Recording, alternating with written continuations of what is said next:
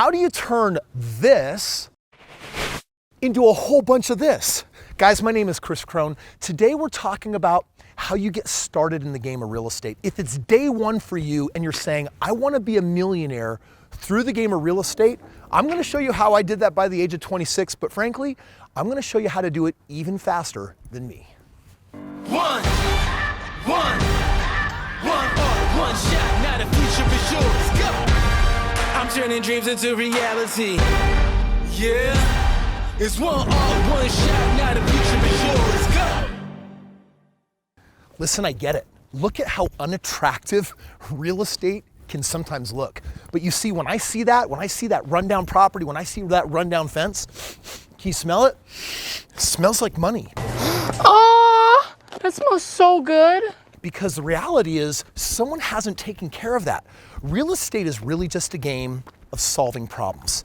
And when someone's got a problem that's really big and you can solve it for them, you usually get paid with a whole bunch of that. Well, my friend, today I'm here to be your mentor and get you started in the game of real estate. Because I gotta tell you, it can be really intimidating at first. There's all this new jargon, there's this new language, there's so many ideas. Real estate can mean so many different things. So today, my goal is to make it really simple and give you an introduction on the ideas and thoughts that literally can lead you down a road to making millions of dollars. What do you think of my pad here? It's pretty nice. I actually feel a little bit like Mr. Rogers showing off the neighborhood in his house. Do you remember that? This is a nice house. What I like about it is I like the pool, I like the lights. What you're really looking at here though is a single family home. This is a home that someone buys to live in. They're gonna put their kids in bedrooms, they're gonna have dogs and cats, they're gonna live their life. This is just one form of real estate. But check out all the others. You see what we got here? You've got residential real estate. This is where people reside. You've got commercial real estate where businesses reside. And you've got industrial real estate where crap gets made. This is like the messy stuff. All of them are forms of real estate and all of them sit on land. And technically, right now where you sit or stand, you're on a piece of real estate right now. But already, my friend, we are introducing one of the most important and sometimes most difficult question to answer. What kind of real estate should I get involved with? Like, for example, Donald Trump. He owned commercial real estate, hotels, skyrises, casinos, and obviously that worked out pretty well for him to the tune of billions of dollars. I've got a buddy who literally has hundreds of millions of dollars churning and burning through industrial parks like metal warehouses and junkyards and things like that. There's people out there that can get into like business parks or other people that might want to get into trailer parks. Reality is there's a lot of different kinds of real estate. And what I want to do is I want to share with you my opinion based on $1 billion worth of real estate and deals that I've done on the very best kind of real estate for a beginner and frankly, for the seasoned investor as well. You know, I think it could be really easy for you to be watching this video right now and think, man, I feel a little embarrassed to really kind of ask, what should I be pursuing or what real estate is best? And I'm gonna tell you right now, I'm a big fan of single family real estate, residential real estate, things like this, but not because it's entry level or like the least expensive real estate. Frankly, it's the real estate that I make the most money on. Check this one out. Residential real estate generates high and reliable cash flow. The most obvious advantage of residential real estate is the sheer amount of cash flow that it could potentially generate. Unlike other types of businesses, the income from a residential property is relatively predictable and stable. Let me show you what this looks like. Let's just say that I could buy this really simple single family house, assuming it's 3 bedrooms, 2 bathrooms, like super entry level. Let's just say that I could buy this house for $200,000. And the bank is gonna put up, frankly, most of the money. It's not gonna cost me a whole lot. In fact, if I move into the house, I might just be putting down like a small 3% down payment.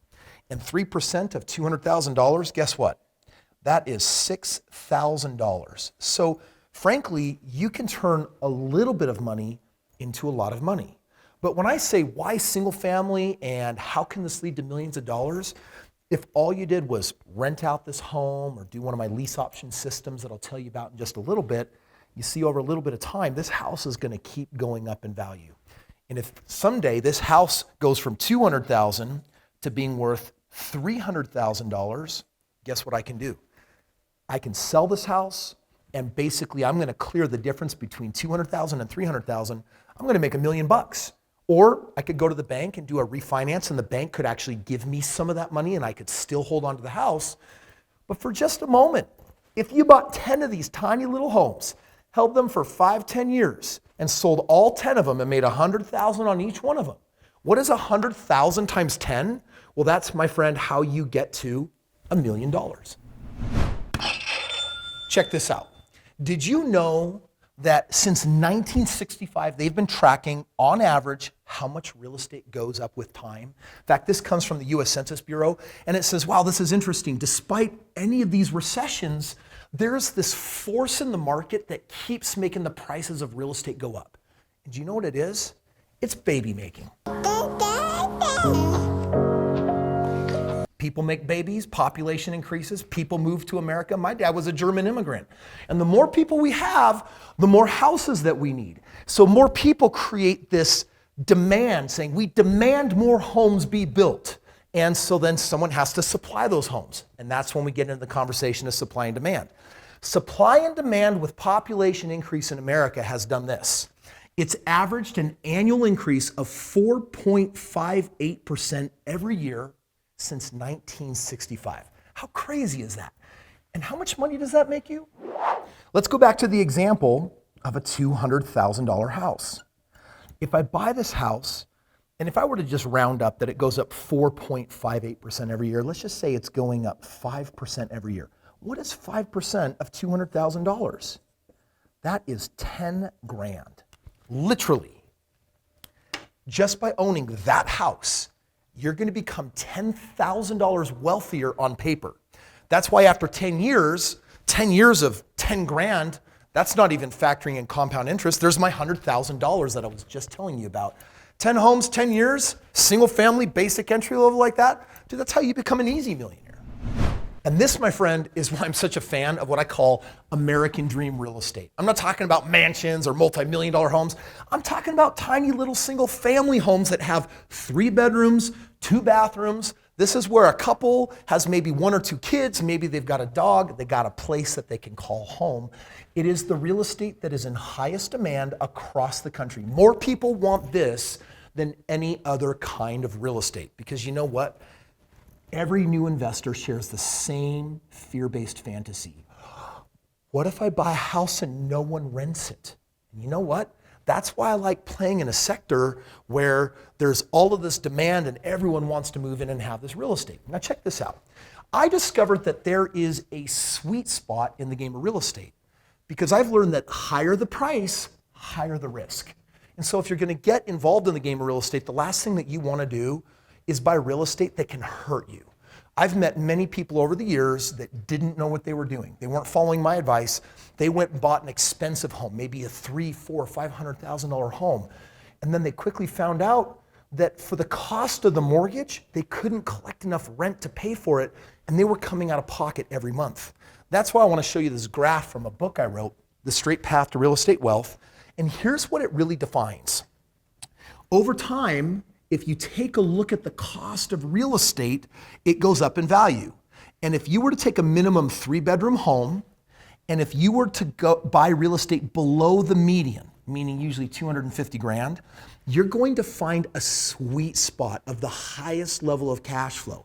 But if you go above the median, over 250 or 300 grand, that cash flow dwindles until there's none left, because you hit what's called a break-even point.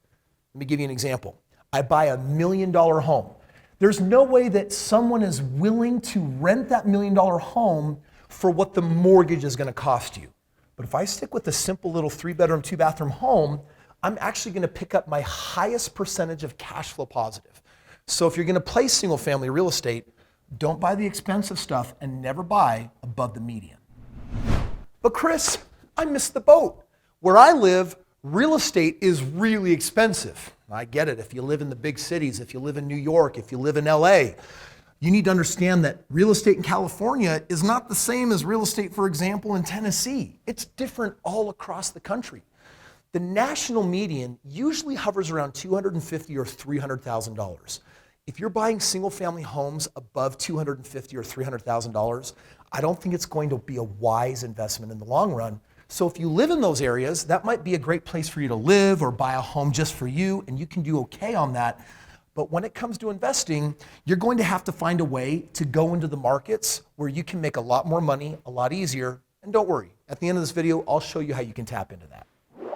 Well, now you know that single family might be the best kind of real estate for you to start with, and frankly, even end with. That's why I've never left it alone, even after 4,000 deals. But there's so many different strategies that you still need to be aware of. For example, you could do a rental on the property, or you could do this thing called a lease option, or you could wholesale the property, which means I'm going to get it under contract at a good deal, and then I'm going to collect a $5,000 or $10,000 fee for giving it to an investor that wants to deal with it long term. I could fix it up and flip it and see if I can turn a big profit. There's so many different ways of doing real estate. And what I want to do right now is I want to share with you, of all the strategies, the one that I think is best. Now, I need you to understand something. You're not alone. It can feel scary, the idea of just jumping into real estate, and if you make a mistake, it could cost you tens of thousands of dollars. Best thing you can honestly do is get educated, read books. In fact, if you haven't already, subscribe to this channel, because guess what? Multiple times every week, I drop videos just like this to teach you how to be a ninja at the game of owning your own financial future and making money. So subscribe, and check this out. I went through the painstaking work of comparing the top strategies in real estate. In fact, I've compared all 30, and what I'm about to tell you is going to make you the most money if you do this in your backyard right now. Some of the top strategies include rentals, meaning I'm going to buy this house and I'm just going to rent it out. Or I'm going to buy a home to flip it. Or I'm going to buy a home, and instead of rent it, I'm going to do this thing called a lease option or rent to own. I'm going to put a family in this home that eventually wants to buy it from me. Or you can do something I call the Strait path system. I wrote a book about it. The book is free. You can click the link below. It's there for you. And here's what I ultimately found out. I value my time. Don't you? Like, if you're going to do real estate, do you want the real estate that's going to take all the time or the least time? Or effort. Do you want it to be hard or easy? Super risky or not so risky? Do you want it to provide a service and create value for people? The market. Do you want it to work in good markets, bad markets? Do you want it to be profitable? And how many profit centers does this actually have? Now, the reason why I put this matrix together is because it helped me identify the single best strategy, which you're about to find out, to help you on your journey of making your first $1 million in real estate. You see, rentals is kind of like a part-time job. And fix and flips, when it comes to time, hyper excessive. Lease options, however, when you put a family in and you say you're responsible, you fix it up, this is your home for the future, you're going to be buying it, it ends up requiring the least amount of time. So that's really important for you to know. Or effort.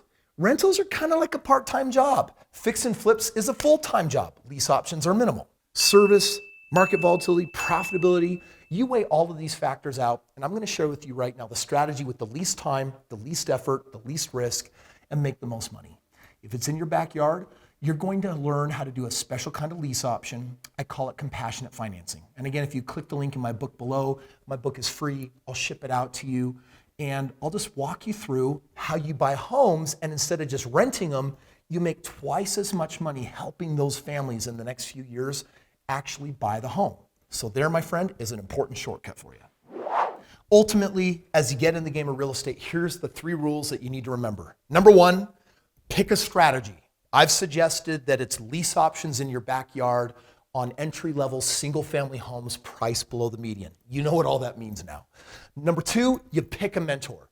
Do not make the number 1 mistake, which is I'm going to put my head down, read a book, and I'm going to do this all by myself. You want someone watching your 6. You want someone that can evaluate the numbers and just make sure you're not screwing this thing up. And then, of course, number 3, you copy their system. In other words, do not reinvent a wheel. Someone's already made millions of dollars. If you said, Kris, I want to do apartments like Grant Cardone. The dude has made so much money in that game, you should just get his system and copy it. Stop copying me! And then you just copycat him. Because I'm going to tell you right now, how the smart people get wealthy, they don't invent anything. They just take what's proven, they take what works, and they just do it. Speaking of which, I hope today's video rocked your world and got you started in the game of real estate. I'm just one person's perspective, but if you liked it, make sure you subscribe and like the video. More importantly, I've got a handbook that I'll give you for free on how I retired at the age of 26 and made my first $1.6 million. And I'm gonna tell you, since then, I have multiplied that portfolio so many times over. This book also comes with something really cool called a free game plan. This is someone certified and trained from my team. I get thousands of requests every month for people saying, hey, Kris, be my mentor, help me out. I can't be in every place at once, that's why I make these videos. But I promise you that if you click the link below and you pick up a free copy of this book, you are going to get a phone call from my team and they're going to say, hey, Kris wanted me to call you and do a free game plan. Tell me where you're at. Are you young? Are you a teenager? Are you older? Are you tired of your career? Are you trying to get out of it? Are you just trying to make $1 million? Like, where are your priorities at? Are you working too hard and getting paid too little? And they've been trained to basically step in your shoes as if they were me and tell you exactly what I would do.